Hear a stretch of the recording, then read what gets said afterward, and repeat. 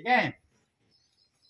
बचपन से आपने संत वेश ले लिया, गुरुजी की मतलब सेवा में रहे, गुरुजी के साथ रहे, तो गुरुजी ने शरीर छोड़ दिया, तो आप दो आश्रम देख रहे हैं, फिरोजाबाद का आश्रम और पंजाब का आश्रम। दो आश्रम आपके द्वारा आपके देख रेख में संचालित हो रहे हैं। अभी गुरु पूर्णिमा पे हम गए थे फिरोजाबाद, तो हमने आग्रह किया था महाराज जी आना और अय्या घूमने, तो आपका आगमन यहाँ पे हुआ। परसों आए थे महाराज जी शाम को, तो हमने कहा चलो बच्चों से मिलवाएं आप लोगों से, आप लोग भी आशीर्वाद प्राप्त करें। ठीक है, ठीक है। बिना भगवान की कृपा के संत नहीं मिलते हैं। ठीक, तो हम लोगों की बड़ी कृपा है भगवान की अपने ऊपर। ठीक है, जो संतों का आगमन हो अपने यहाँ, संत आए। अब चला है, पहले बंद किया, अब चला। बोलते हैं ज्ञान, विद्या को क्या बोलते हैं? ज्ञान। हम स्कूल में ज्ञान लेने के लिए आते हैं। ज्ञान किन से मिलता है हमें बताइए आप? गुरुजी से, जो पढ़ाते हैं, जो जिनको टीचर भी कहते हैं, मास्टर भी कहते हैं, गुरुजी भी बोलते हैं। तो ज्ञान किन से मिलता है? गुरुजी से। देखो भगवान कृष्ण, भगवान राम भी कहाँ गए थे? पढ़ने के लिए गए थे ना। गुरु गृह पढ़न गए रघुराई, अल्पकाल विद्या सब आई। ये रामायण में लिखा हुआ है। राम जी के गुरु कौन थे बता सकते हो? राम जी के गुरु दो थे, बड़े वाले तो बता सकते हैं, टीचर भी बता सकते हैं। राम जी के दो गुरु थे, एक विद्या गुरु थे पढ़ाने वाले, एक आध्यात्मिक गुरु थे आत्मज्ञान कराने वाले। दो गुरु थे। संदीपनी ऋषि जो थे उज्जैन के अंदर पढ़ाई की, नहीं वो तो कृष्ण जी के थे गुरु, वशिष्ठ जी और विश्वामित्र जी। राम जी के दो गुरु हैं, वशिष्ठ जी और विश्वामित्र जी। और भगवान कृष्ण के विद्या गुरु है संदीपनी ऋषि उज्जैन में, जिन्होंने पढ़ाई की। और ज्ञान गुरु जो थे वो दुर्वासा ऋषि थे। तो दो गुरु जो है जो अवतार लेके आए भगवान जैसे, उन्होंने भी गुरु बनाए। और उन्होंने क्या किया? गुरुओं का सम्मान किया, गुरुओं का सम्मान किया, गुरुओं की इज्जत की। गुरु आगे प्रणाम करते थे। आप लोग करते हो? प्रणाम करते हो, सम्मान करते हो?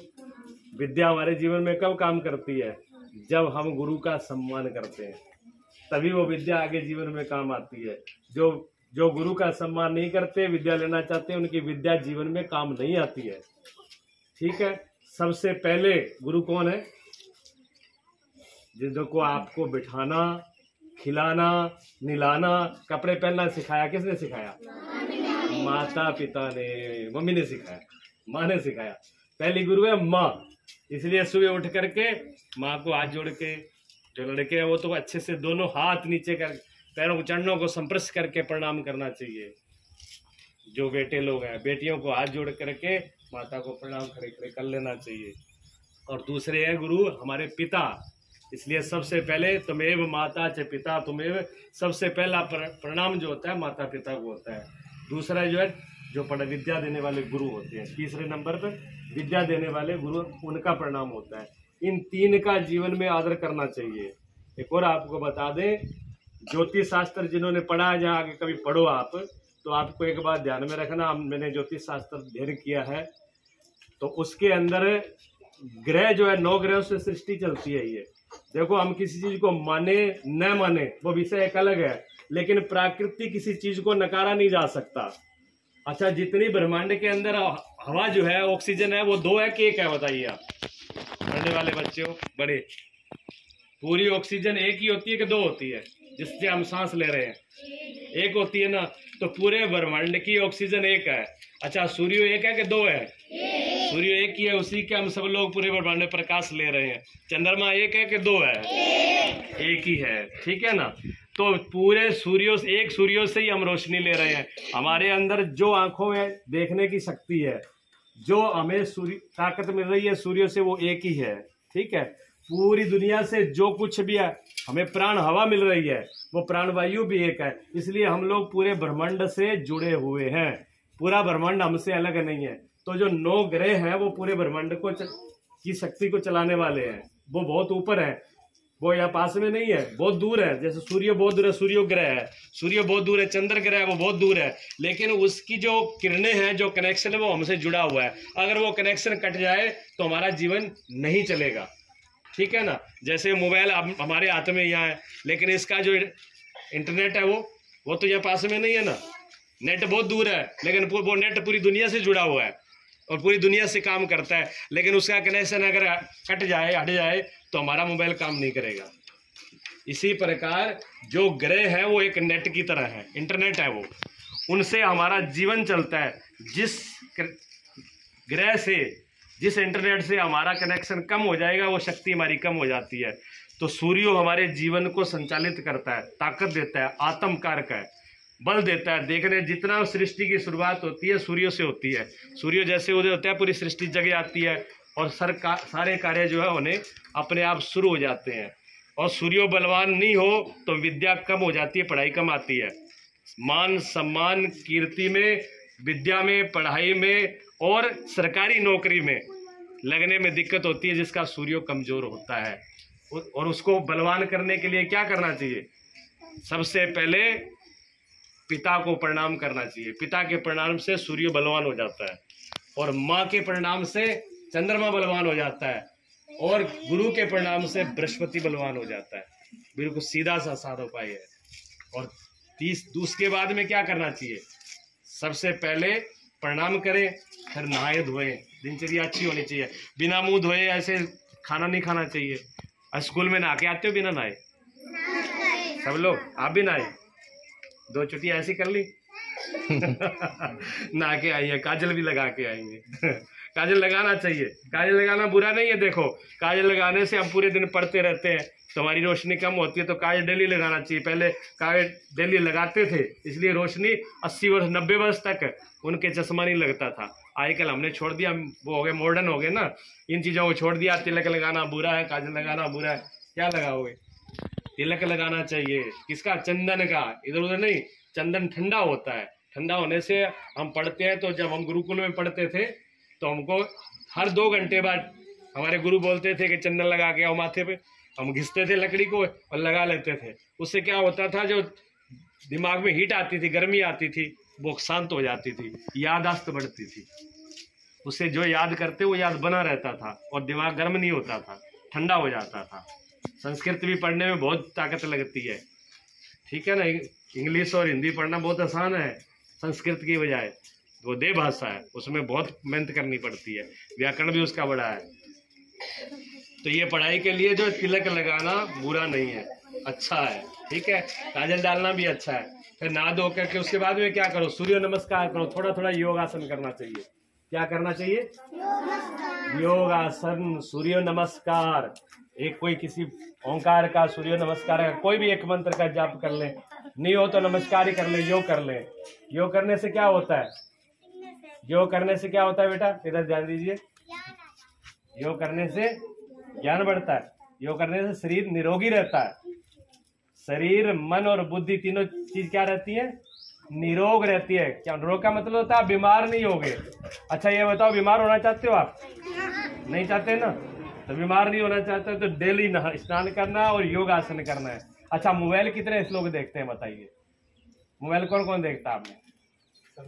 सभी लोग देखते हैं, लेकिन हाथ खड़ा नहीं करेंगे। हाथ खड़ा करिए, सब ईमानदारी से हाथ खड़ा करिए जो जो मोबाइल देखते हैं।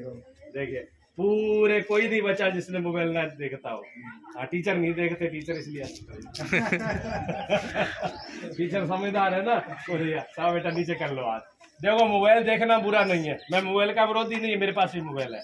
मोबाइल देखना बुरा नहीं है, लेकिन पूरे दिन मोबाइल देखोगे तो याददाश्त चली जाएगी और समय बर्बाद। जो ये समय है ना, ये दोबारा नहीं मिलता है। ये समय आपका जिसका उपयोग करना चाहिए, समय नहीं मिलेगा। इसलिए मोबाइल उतना ही देखो जितना जरूरत है। आधा घंटा, एक बस से बस 1 घंटा। विद्यार्थी को 1 घंटे ज्यादा नहीं, आधा घंटा देखिए आप। और काम की चीज देखिए, कार्टून मत देखो। कार्टून से कुछ नहीं मिलेगा। उसमें आंखें खराब होती हैं, याददाश्त खराब होती है, ठीक है ना, और समय खराब होता है। 3 चीजें बिल्कुल चली जाएंगी। तो आप मोबाइल कम देखें, पढ़ाई ज्यादा करें। और उसके बाद में क्या करो? माता पिता अगर कुछ काम करें तो घर में हाथ ही बटाया करो। MA BA PhD कर जाते हैं, हमने देखे बच्चों को, अभी समस्या है। लेकिन खाना बनाना नहीं आता। खाना बनाना आता नहीं है, सामान सब रखा है, पढ़ाई बहुत की है और भूखे बैठे हैं। देख रहे हैं कोई आएगा तो खिलाएगा, तो क्या ऐसी विद्या किस काम की है? देखो हमारे गुरुकुल में सबसे पहले पता है क्या होता था, जब हम पढ़ते थे, आज भी है, सबसे पहले हमारे गुरु कहते हैं कि भोजन बनाना सीखो, पोछा लगाना सीखो, झाड़ू लगाना सीखो, लकड़ी जंगल से इकट्ठी करो, ये सब काम करवाते थे। ये क्या, ये विद्या है। आई समझ, रोटी बनाना विद्या है कि नहीं बताओ, है ना। देखो छोटी सी बच्ची तभी बोली कि है, बड़ी वाली नहीं बोले, छोटे वाली बोल रही है। खाना बनाना भी विद्या है, ठीक है ना, झाड़ू लगाना भी विद्या है। इसलिए सब काम माता पिता के साथ करवाया करो थोड़ा थोड़ा, उससे शरीर भी स्वस्थ रहेगा और विद्या भी सीख जाओगे, कराओगे ना। हाँ जी, और थोड़ा थोड़ा खेला करो, खेलना भी बहुत जरूरी है। खेलोगे नहीं तो शरीर निरोगी नहीं रहेगा। मोबाइल देखने की बजाय खेलो, मोबाइल कम चलाओ, मोबाइल में खेल मत देखो, खुद खेलो। खुद खेलने से क्या आएगी, ताकत आएगी, एनर्जी आएगी, हिम्मत आएगी, सीखोगे आप कुछ ना कुछ। इसलिए मोबाइल में ज्यादा समय नहीं लगाना, ठीक।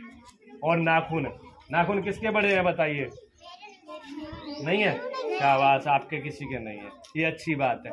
नाखून बढ़ाने से क्या होता है, अगर नाखून बड़े हो तो क्या होता है बताओ, मैल आता है, मैल गंदगी आती है, उसमें कीटाणु होते हैं, बहुत बुरे कीटाणु होते हैं, वो रोग पैदा करते हैं। और ज्योतिष शास्त्र में बताया गया है राहु ग्रह का दोष है, राहु ग्रह का दोष आ जाता है। राहु ग्रह का दोष आने से रोग उत्पन्न होते हैं और यादाश्त, स्मृति, यादाश्त कम हो जाती है। बात ध्यान में रखना, ये शास्त्रों की बात भी है। ज्योतिष शास्त्र कहता है कि अगर राहु का दोष आ जाएगा तो यादाश्त कम हो जाएगी। और पढ़ाई करने के लिए क्या चाहिए हमें, यादाश्त चाहिए, बुद्धि चाहिए, ठीक है, दिमाग चाहिए। तो उसके लिए ये कुछ नियम आपको बताए हमने, करोगे ना, करोगे तो आपको उसको सबको फायदा मिलेगा। जिन जिन ने किया, पहले महापुरुषों को देखो, उन्होंने बहुत मेहनत की, ये तपस्या का समय है।